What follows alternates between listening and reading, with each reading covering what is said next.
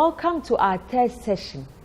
Here we are looking at the post-term newborn, or the small for gestational age, and the large for gestational age newborn.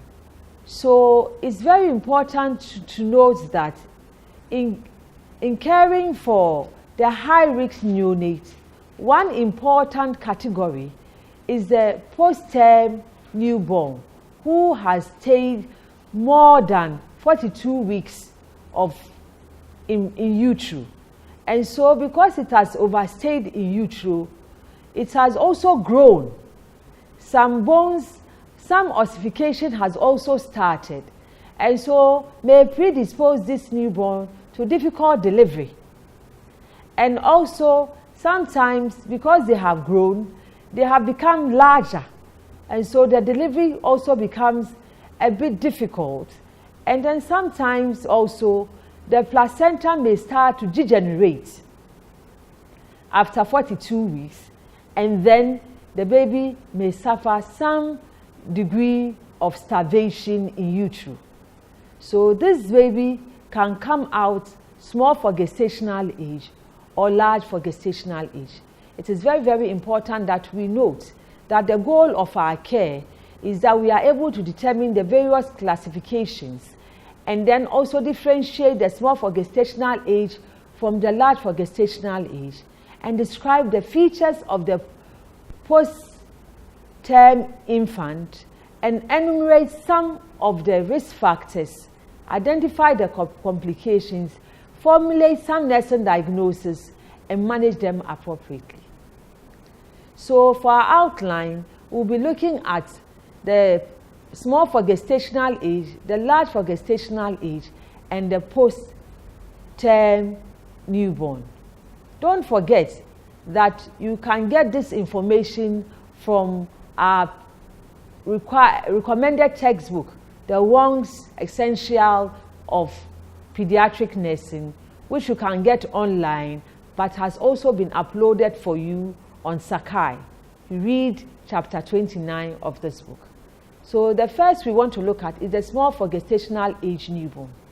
As I said earlier, we said this is a newborn whose birth weight is below the term centile. And this newborn may be preterm, term, or post-term. And it is also very important to note that small for gestational age newborns have suffered some nutritional deficiency or are also predisposed to some congenital abnormalities that may make them small for gestational age, and also are predisposed to asphyxia, that is difficulty in breathing at birth, and may have the complication of polycythemia and hypoglycemia. Also, it's important to consider some maternal factors that may predispose this newborn to becoming small for gestational age. Some maternal conditions like hypertension and certain drugs or anemia can all add up, or even infection like malaria can predispose the newborn to becoming small for gestational age.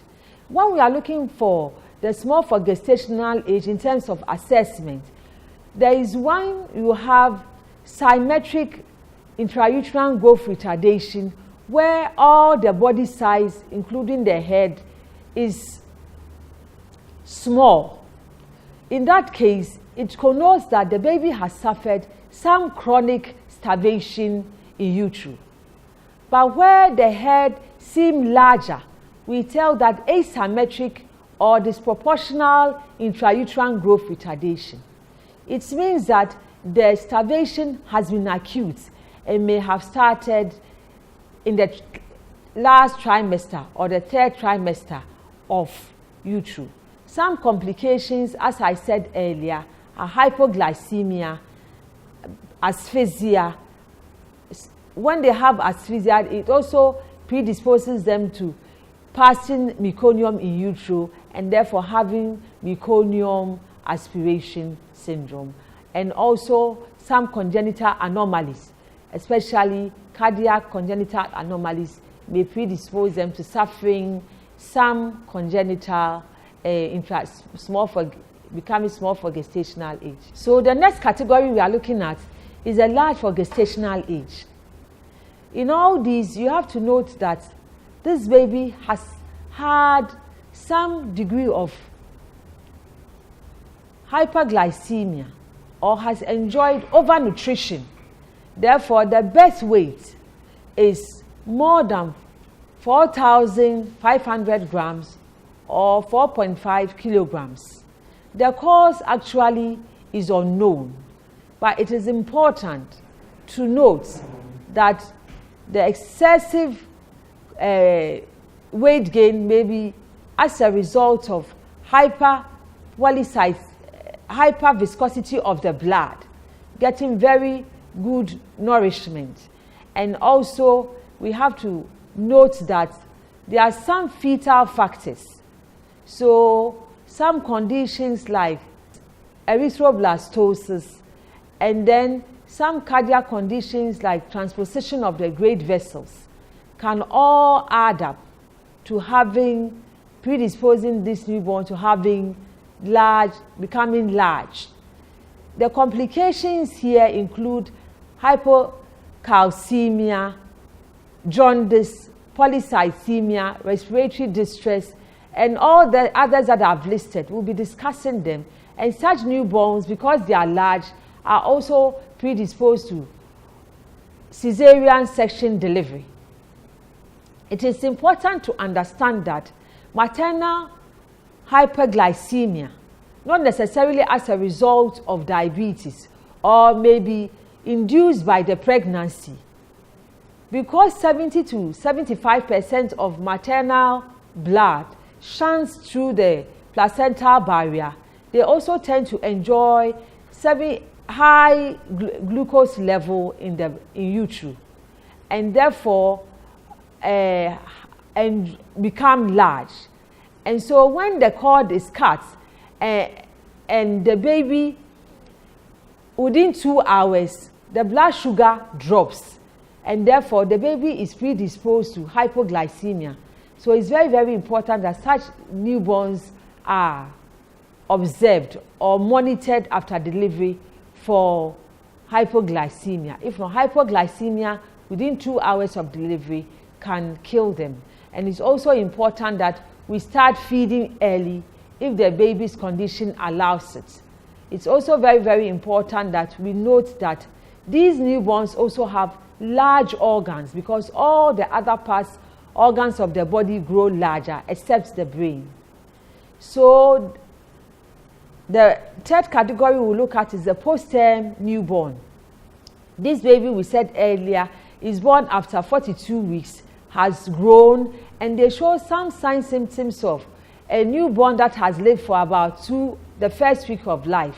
So you see that they come with the features of having few Venus caseosa, and then the downy hair, which we call anungu. They have very few of them, and they also have dry skin, making them look old, and they are also having long nails. And sometimes they may have suffered some hypoxia and may pass meconium, and so they may often have colored with meconium.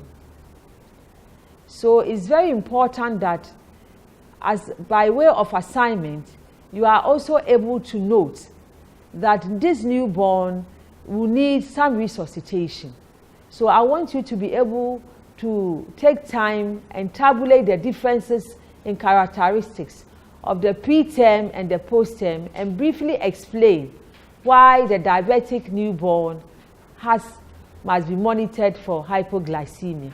And it's also very important that we note that one common associated cause of large for gestational age is diabetes, even though not all babies that are large come from diabetic mothers. Therefore, most of you will say that they are a combination of factors.